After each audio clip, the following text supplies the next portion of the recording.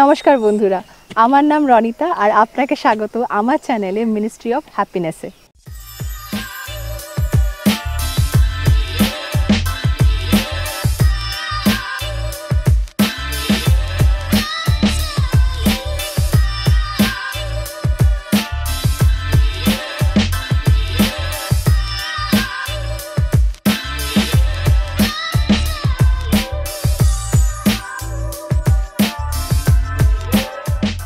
আজকের ভিডিওটা বাংলায়, কারণ বাঙালি হয়েছি বাংলায় ভিডিও করব না সেটা তো হতেই পারে না।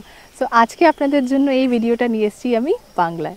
শীতকাল মানেই ফুলের কাল, আর ফুল মানেই হচ্ছে নানা রকম রঙের গোলাপ, চন্দ্রমল্লিকা, পাতাবাহার অবশ্য এক রকমের পাতাই, কিন্তু সেটাকেই আমি ফুলের ক্ষেত্রেই ধরে নিই।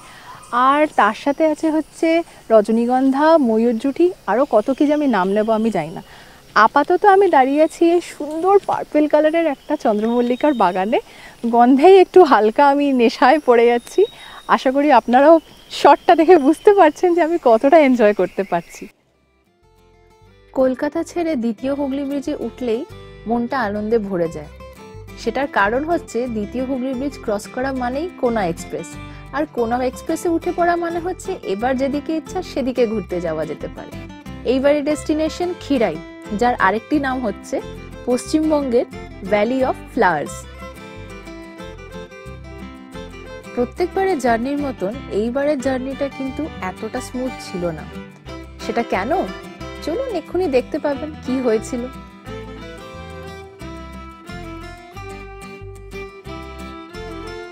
এই সামনে থেকেই আসা ভদ্রলোকটি নিজের সদ্য কেনা নতুন বাইক আর সদ্য বিয়ে করা নতুন বউকে পেছনে নিয়ে খুবই আস্তে করে আমাদের গাড়িটাকে ছুঁয়ে দিয়ে চলে যায়।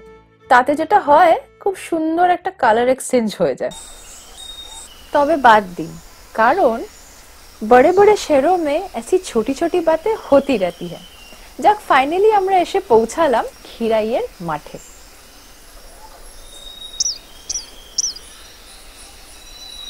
সবার প্রথমে আপনাদের দেখাচ্ছি কিছু ময়ূরঝুটির চারা। অবশ্য এই ফুলগুলো এখনো তেমন ভাবে ফুটে উঠতে পারেনি, কারণ এদের ফুটতে একটু সময় লাগবে। কিন্তু সেটা বাদ দিয়ে এই যে পাশ দিয়ে ট্রেন চলে যাচ্ছে, আর তারই পাশে নানা রকম সবজির ক্ষেত, সর্ষের ক্ষেত, আরো অনেক ফুলের ক্ষেত, এই দৃশ্যকে নিজের চোখে না দেখলে ঠিক বুঝতে পারবেন না। সত্যি বলতে এই দৃশ্যকে কোনো ক্যামেরার লেন্সই ঠিক জাস্টিফাই করতে পারবেন না। পারলে চলে আসুন না একটা দিন ছুটি করে এখানে, দেখে যান নিজের চোখে আমি কি দেখে এসেছি।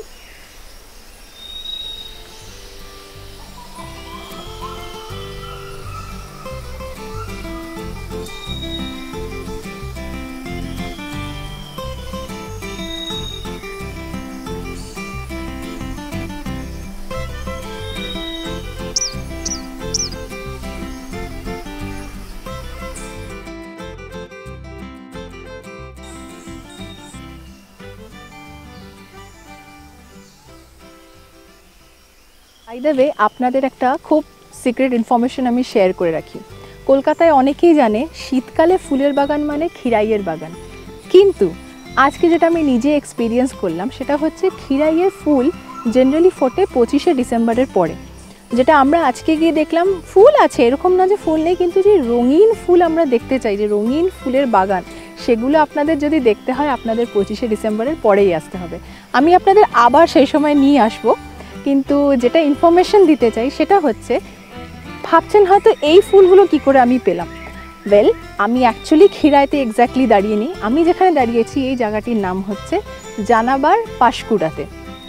এখানে যেটা হয়, মানে আমি লোকালসদের থেকে জানতে পারলাম যে খিরাইতে ফুল ফোটে, কিন্তু একটা পার্টিকুলার টাইমে সেই চাষটা হয়। কিন্তু এই যে এলাকাটা, এখানে আপনি ডিসেম্বর বা শীতকালটা পড়লেই এই নানা রকম ফুল দেখতে আসতে পারেন। তো আপনাকে পার্টিকুলার কোনো মাস বা দিনের জন্য অপেক্ষা করতে হবে না, আপনি যে কোনো টাইমে শীতকাল পড়লেই আসতে পারেন এখানে। খিরাই থেকে জানাবারের দূরত্ব মাত্র 4 কিলোমিটার। আপনি যখন কলকাতা থেকে হাইওয়ে দিয়ে খিরাই যাচ্ছেন, আপনার হাইওয়ের বাঁ হাতে পড়বে খিরাই, আর ঠিক তার উল্টো পারে মানে ডান হাতে পড়ছে জানাবার। জানাবারের রাস্তায় যেই আপনি ঢুকছেন, আপনি দুপাশে চোখ মেললেই দেখতে পারবেন নানা রকম ফুলের বাগান।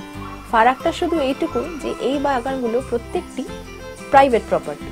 সো এখানে আপনার যেতে হলে এই লোকজনের থেকে আপনাকে পারমিশন নিতে হবে। কিন্তু বিশ্বাস করুন এই মানুষগুলো এতটাই ভালো যে আপনাদের যখন এরা আসতে দেখবে এরা আগে ভাগে পারমিশন দিয়ে দেবে, আপনাকে জিজ্ঞাসা করতে হবে না আলাদা করে। কিন্তু আমার যেটা আপনাদের কাছে রিকোয়েস্ট যে মন ভরে ঘুরুন বাগানে, কিন্তু গাছ থেকে ফুলটি ছিঁড়বেন না। আপনার যদি ফুলের প্রয়োজন হয় এনাদের মিষ্টি করে বলবেন, এরা মন খুলে আপনাদের ফুল দিয়ে দেবেন।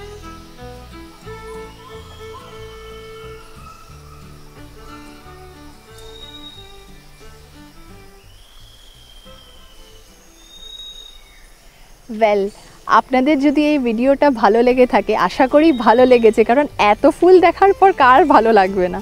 তো ভিডিওটা যদি ভালো লেগে থাকে অবশ্যই লাইক করবেন এই ফুলগুলোর জন্য। আর আমার চ্যানেলে যদি প্রথমবার এসে থাকেন তাহলে অবশ্যই চ্যানেলটাকে সাবস্ক্রাইব করবেন, পাশে পড়ে থাকা বেল আইকনটায় অবশ্যই প্রেস করবেন, সো দ্যাট এরকম আরও সুন্দর সুন্দর ভিডিও যেন আপনাদের সাথে শেয়ার হয়ে যায়। Thank you so much for watching.